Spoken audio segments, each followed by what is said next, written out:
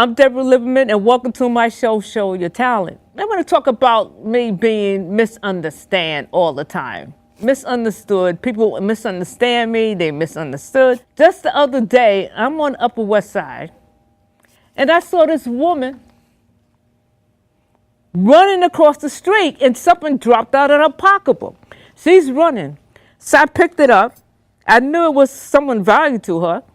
I went over and said, "Miss, you dropped something." And before she just stopped and said, "I don't have any money." And I said, "You dropped something." "I don't have any money." So I said, I took what she dropped and slipped it in my back pocket. I was going to give it to her, but she said she didn't have any money, so she misunderstood that I wanted to ask for money. So I was like homeless, and she felt maybe I was homeless, she thought, and so I was asking for money. So I walked away. I nodded and walked away. So I went down to the train station, took out the Metro card that she dropped, and slided through. She had $85 on it. I was going to give it to her, but she said she didn't have any money. She thought I was going to ask her for money. I was just doing a good deed. She said I was misunderstood.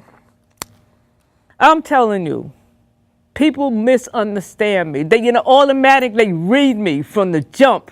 I remember, and I can tell you, back in my younger days, you heard it, about the IQ test. And I think I was about 7 years old.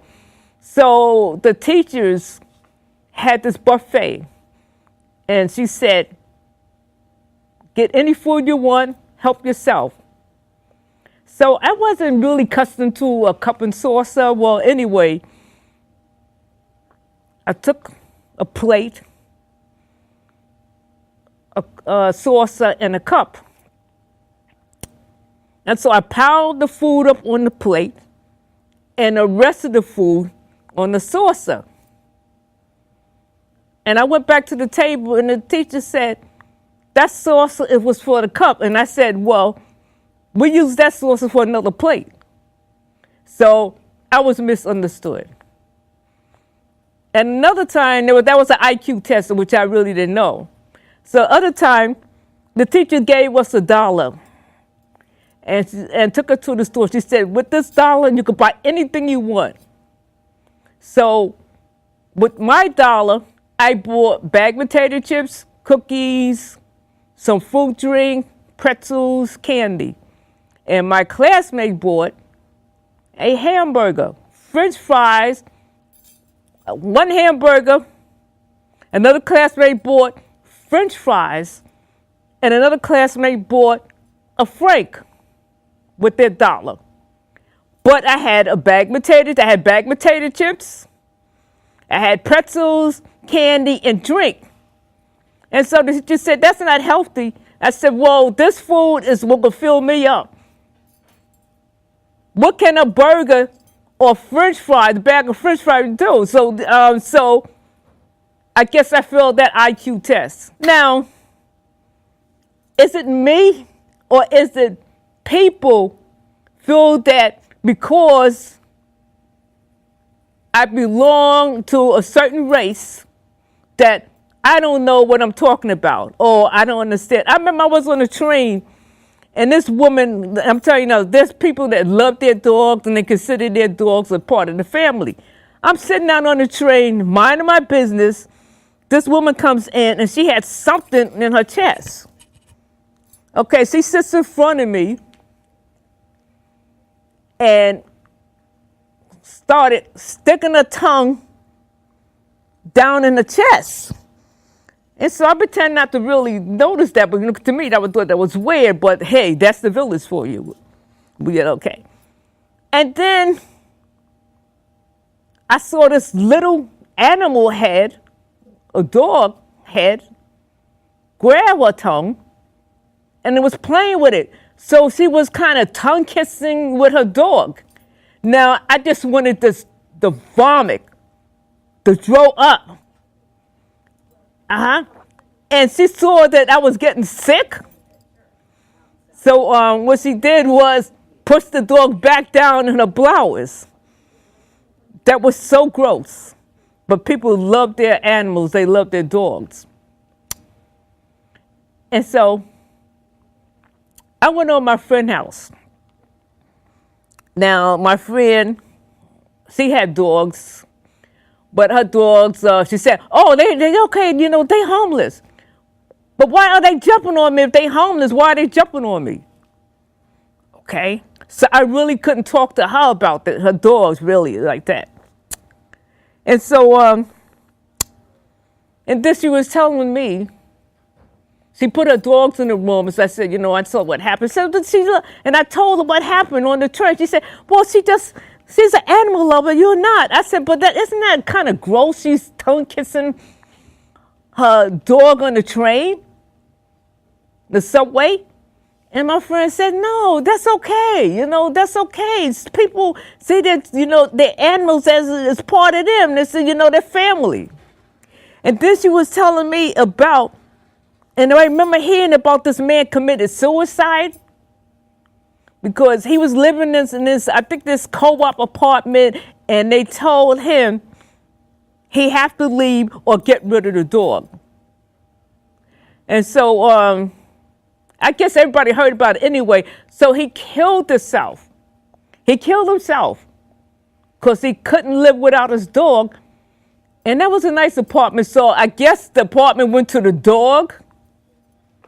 No, I'm sorry. I'm sorry. I mean, I just, you know, to me, I'm like misunderstanding. How could you say something like that? In fact, my father had a dog, and he was Doberman Pinscher. And you heard about dogs attacking children. Well, I remember when my son was young, and his name is Dobie, and my son did something, and Dobie just jumped on him. My son is 2 years old, and I couldn't get Dobie off, and he was growling and drooling over my son. My son was screaming, and I'm saying, Pop, get the dog, he's killing my son, he's gonna kill my son. You know, my father's in the room, you know. And so, you know what I had to do? I had to run in the kitchen and get a weapon to get him off my son. And Dobie took one look at the weapon and just jumped off it and just backed away. So that dog knew what he was doing, okay? And my father was saying, you threatening my dog. I said, your dog was getting ready to eat my son. What did he do? I said, he's a grandson. And I was like really peed, you know, I was peed off. And so I grabbed my son, you know, and I checked my son was okay. We went home. I didn't go back to my family house, but I said, you know, his dog, you know, like, and he's talking about how his dog is. So anyway, Dobie, my father took, a few weeks later, my father took Dobie out, and Dobie saw this boy riding the bike. Dobie chased after the dog, the bike, caught his head got caught in the wheel, and he was gone. My father cried so much. He was so, and I said, you know, you see how you do it. I'm very sorry, you know. My father was so heartbroken. And I said, you want me to get no, no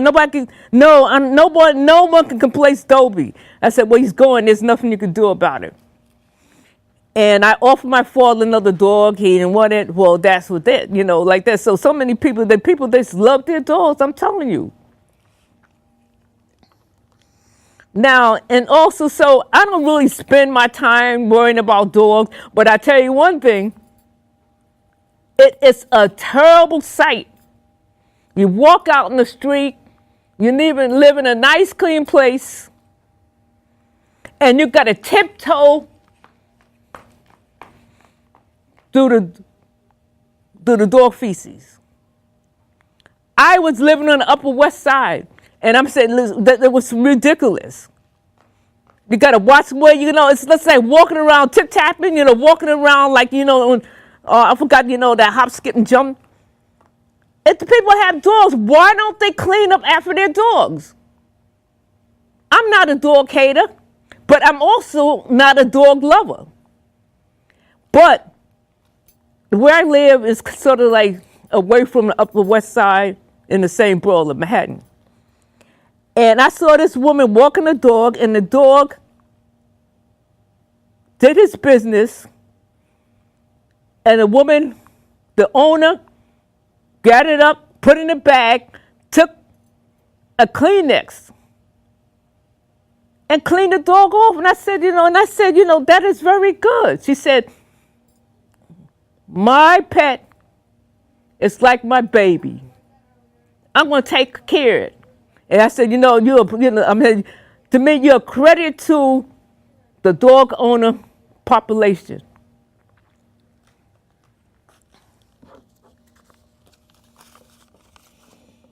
Oh, I'm sorry to turn my back on you. Okay, I'm just trying to sit down.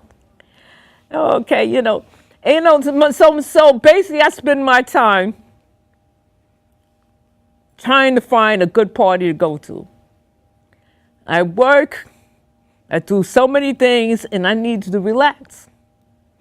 So, I go, it's hard for me to even go to parties. So when I do go to parties, I want to go to a nice party. So basically, I find that everybody like to dance with people.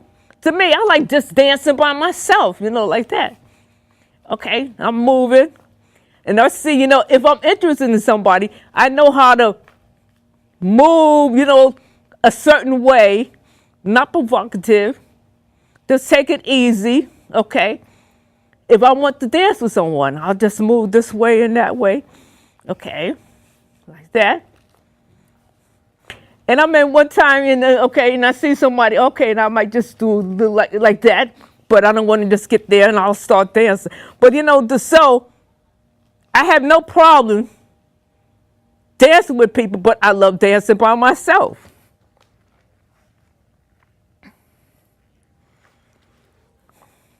But, I just ran into it. Let me tell you, and I used to get parties in my house. Okay, people will come to my house and get parties because I used to have clubs and everything, okay. Party, but I stopped having clubs because people couldn't stop doing what I tell them not to do. No smoking in my club. No smoking. See the sign, no smoking. And so I didn't want I think you heard about Happy Land. I didn't want that to happen.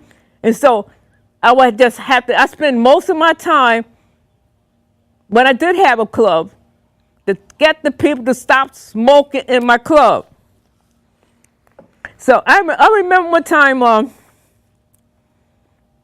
was downstairs to make sure I had a club right on Nostrand Avenue in Brooklyn.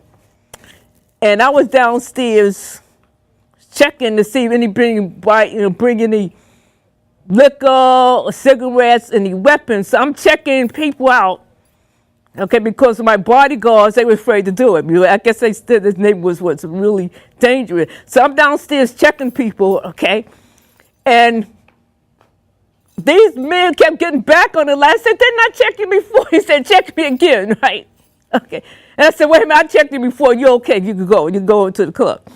And so I'm downstairs checking everybody, and everybody's looking at me. In fact, my neighbor's looking at me. It was like really funny. So anyway, I'm checking this woman, and I said, what's this? And she said, what's this? Why are you touching me?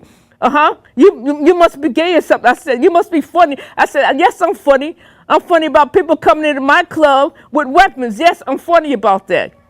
And so what I did, I took a straight razor out of her bra. She said, and I asked her, what is this about? She said, I'm just protecting myself. I said, no, honey, you can't come in with this razor.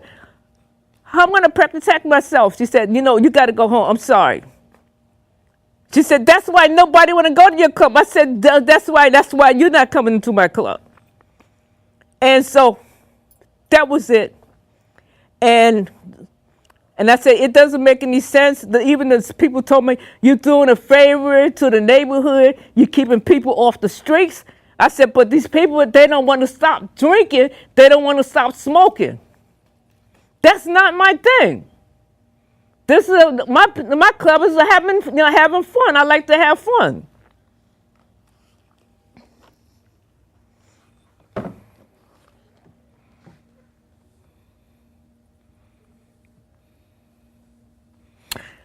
and I'm talking about, and I've been in so many neighborhoods, times are getting really, really bad. I remember the time I used to just drop something by mistake and say I drop a scarf or a hat. Okay? Turn back around and come back, my hat is still there. If I drop something on the ground and turn around, it's gone. That's right. Drop it on the ground, it's gone. That's why I know times are getting really, really, really bad, and really bad. I'm telling you, it is so bad, but people don't know it because they don't know how bad it is, because they have to go outside of their life to see how bad it is. And unfortunately, things are getting worse. And I can't understand it, how people spend all this money buying this designer thing, designer label, designer skirt, dress, skirt, shoes, getting their hair done, their nails done, spending all this money, and they sleep in their car. Okay? Or staying in a room or an apartment, but they look good. Why make the rich richer and you getting poorer? But, that's how people are. I can't knock them. I can't criticize them. But I'm not going to spend my money above my knees. Yes.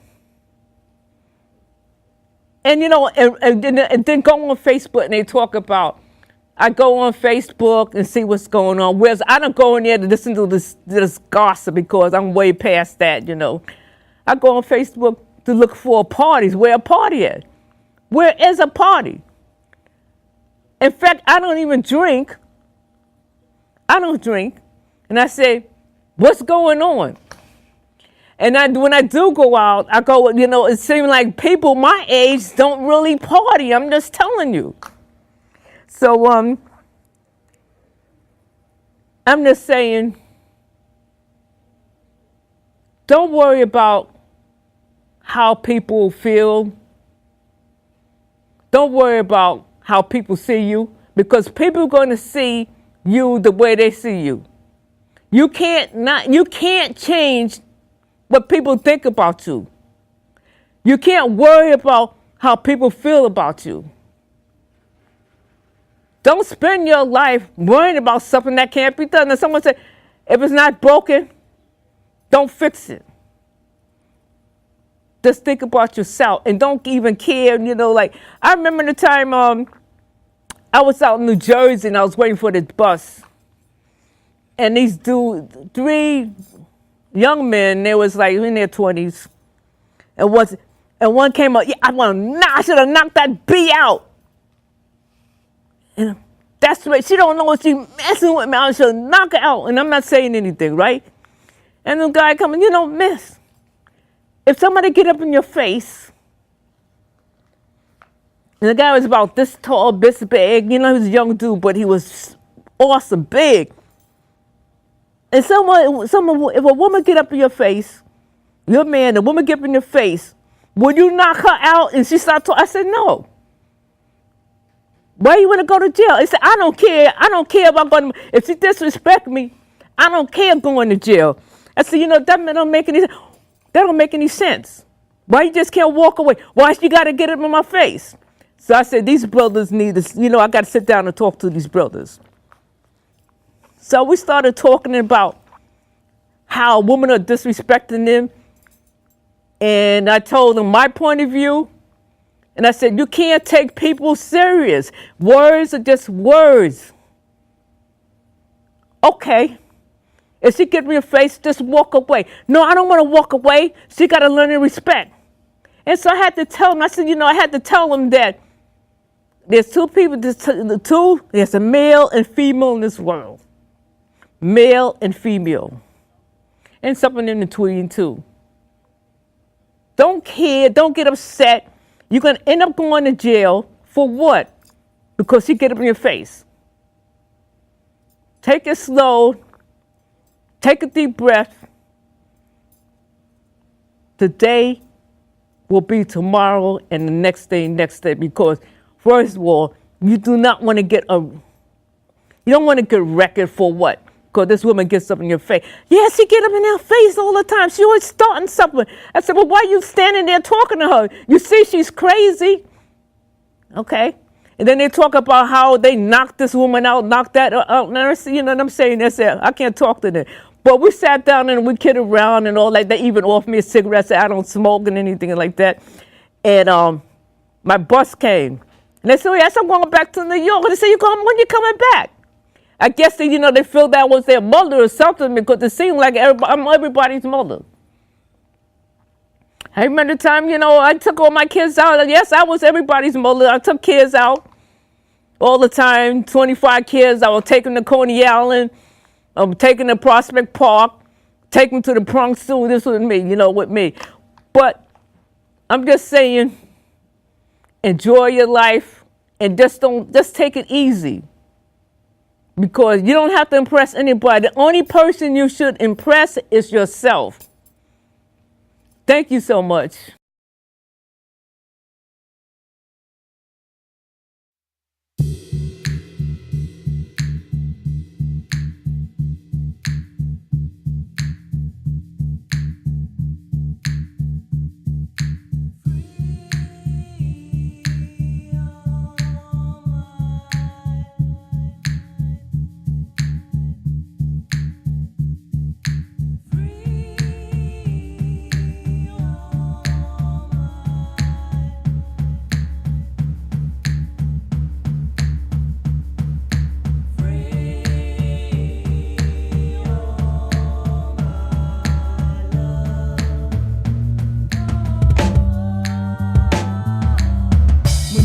Jail, they take their sisters with them.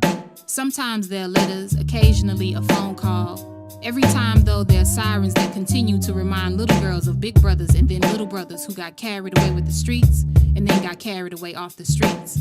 The rationale is it was better that way. Better locked up than dead, better caged off than in a casket.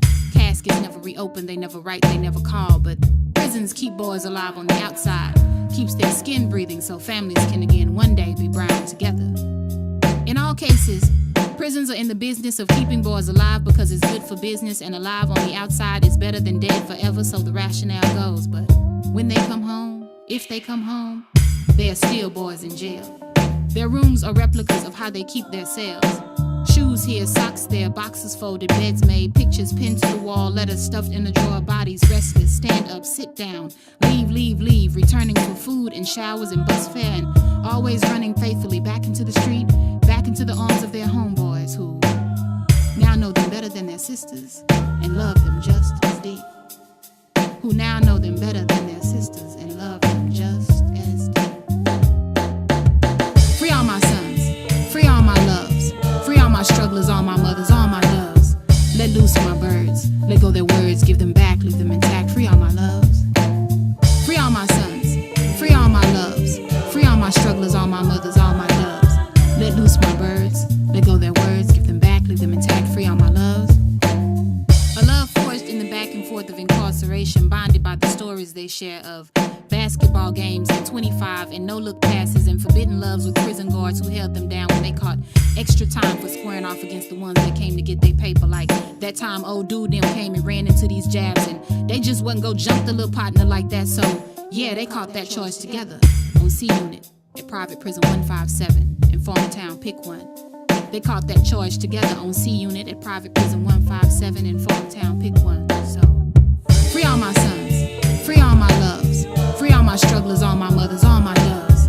Let loose my birds, let go their words, give them back, leave them intact. Free all my loves, free all my sons, free all my loves, free all my strugglers, all my mothers, all my loves. Let loose my birds, let go their words, give them back, leave them intact. Free all my loves, free all my young niggas and my young dudes, my OGs, my true cats, my bitches, my bust downs, my young bloods, my old guys, my crackheads, my juveniles, they'll get by in the meanwhile. Free all my loves, free all my young niggas and my young dudes, my OGs, my true cats, my bad bust downs, my young bloods, my old guys, my crackheads, my juveniles, they'll get by in the meanwhile. bust downs who got busted going down and walking out with purses full of merchandise to keep their little ones flying their brains high on that good kush. Free all my OGs and my true cats in jail for piss test that came back cloudy. Gone for another 6 Novembers behind that last blunt that got them through hump day. Over the midweek mountaintop, should've hit that K2, but instead they bumped their granddaddy. Free all my crackheads losing mad weight chasing that first high and stolen sneakers with no socks. Free all my hardheads who don't like school and can't get to work in Grapevine and ain't feeling the bus stop in the Texas heat. Free all my delinquents who are sad and angry and disappointed that they got dealt a hand with no spades and no option to reshuffle. Free all my loves. Free all my sons. Free all my loves. Free all my strugglers, all my mothers, all my doves.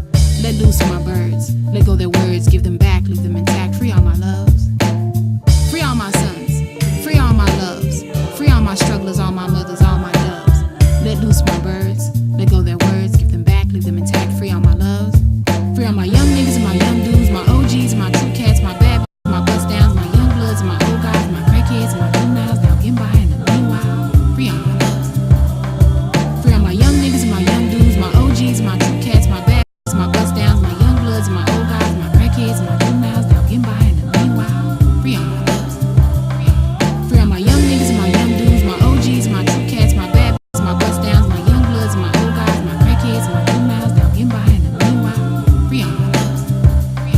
Free all my young niggas and my young dudes, my OGs, my true cats, my bad bitches, my bust downs, my young bloods, my old guys, my crackheads, and my juveniles. Now getting by in the meanwhile. Free all my loves. Free all my sons. Free all my loves. Free all my strugglers, all my mothers, all my doves. Let loose my birds. Let go their words, give them back, leave them intact. Free all my loves. Free all my sons. Free all my loves. Free all my sons. Free all my loves. Free all my sons.